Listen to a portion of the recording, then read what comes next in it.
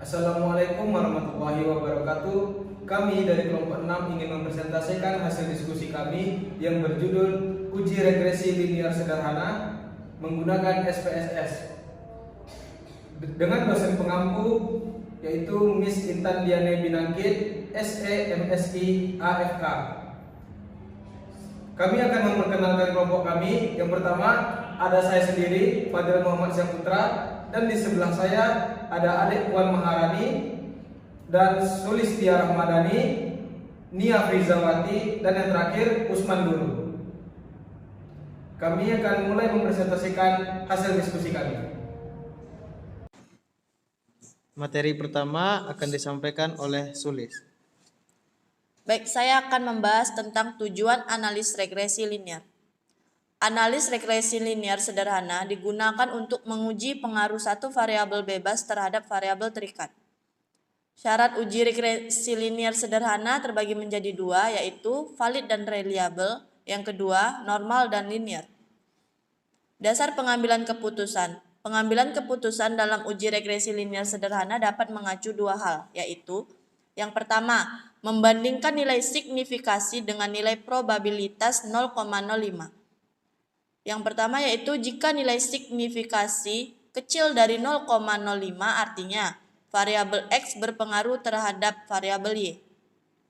Yang kedua, jika nilai signifikasi besar dari 0,05 artinya variabel X tidak berpengaruh terhadap variabel Y. Yang kedua, membandingkan nilai T hitung dengan T tabel. Terbagi menjadi dua juga, yaitu pertama, jika nilai T hitung besar dari T tabel, artinya variabel X berpengaruh terhadap variabel Y.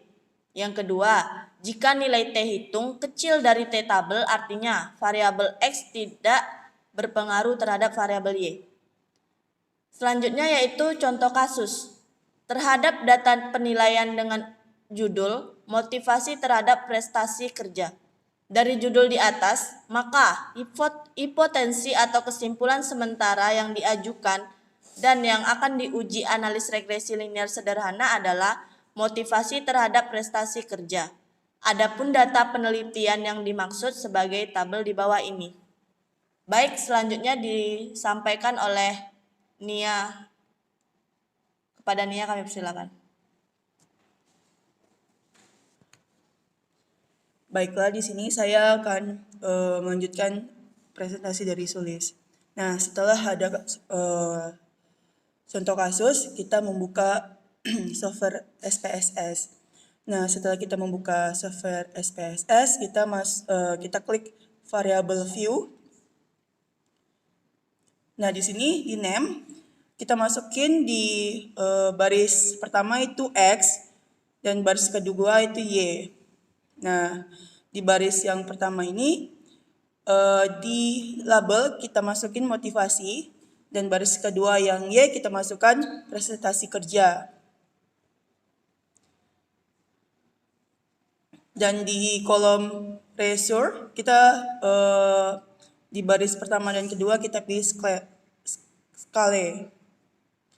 Lalu kita lanjut ke data view. Nah, di data view setelah data yang di Excel kita copy, kita paste di data view. Setelah kita paste di data view, kita pilih analis.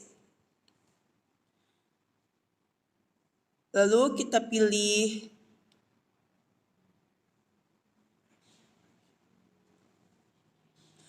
regression. Lalu kita pilih linear. Kita klik. Nah, di sini ada motivasi sebagai X dan prestasi kerja sebagai Y. Nah, prestasi kerja kita pindahkan ke dependen dan yang X kita pindahkan ke independen S. Dan metodenya kita pilih enter. Setelah itu kita oke.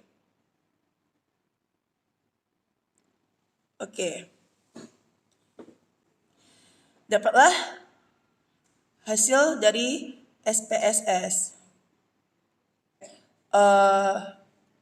Kita mendapatkan output SPSS dan penjelasannya. Output bagian pertama variabel add, start atau remove.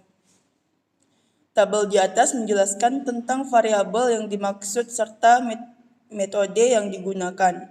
Dalam hal ini, variabel yang dimaksud adalah variabel motivasi sebagai variabel independen dan prestasi kerja sebagai variabel independen. Dan metode yang digunakan adalah metode enter. Baiklah, selanjutnya akan dibawakan oleh Fadel.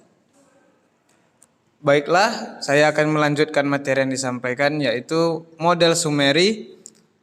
Output bagian kedua model summary tabel di atas menjelaskan besarnya nilai korelasi atau hubungan, yaitu sebesar 0,886. Dari output tersebut diperoleh koefisien determinasi R² sebesar 0,785 yang mengandung pengertian bahwa pengaruh variabel bebas atau motivasi terhadap variabel tersebut atau prestasi kerja adalah sebesar 78,5%. Bagian ketiga ANOVA, dari output tersebut diketahui bahwa nilai F hitung sama dengan 47,580 dengan tingkat signifikasi sebesar 0,00 lebih kecil dari 0,05, maka model regresi dapat dipakai untuk memprediksi variabel prestasi kerja, atau dengan kata lain ada pengaruh variabel motivasi sebagai X terhadap variabel prestasi kerja sebagai Y. Baiklah, selanjutnya akan disampaikan oleh Usman Duru. Baiklah, saya akan melanjutkan output bagian keempat, yaitu koefisien. Diketahui nilai konstan A sebesar 8,142, sedang nilai motivasi B atau koefisien regresi sebesar 0,975. Sehingga persamaan regresi dapat ditulis yaitu Y sama dengan A tambah BX. Y sama dengan 8,142 ditambah 0,975X.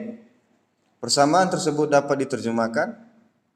Yang pertama ialah konstanta sebesar 8,142 mengandung arti bahwa nilai konsisten variabel prestasi kerja adalah sebesar 8,142.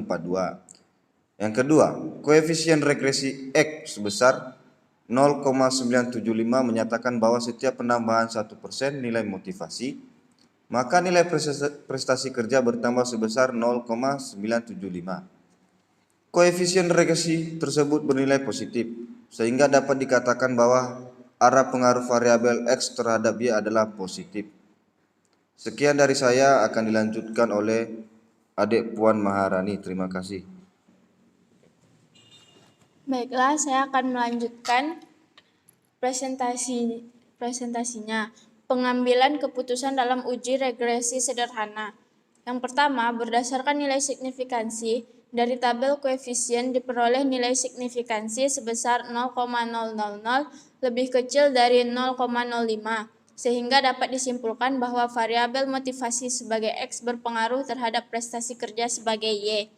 Yang kedua, berdasarkan nilai T, diketahui nilai T hitung sebesar 6,898 lebih besar dari T tabel 2,160, sehingga dapat disimpulkan bahwa variabel motivasi sebagai X berpengaruh terhadap variabel prestasi kerja sebagai Y.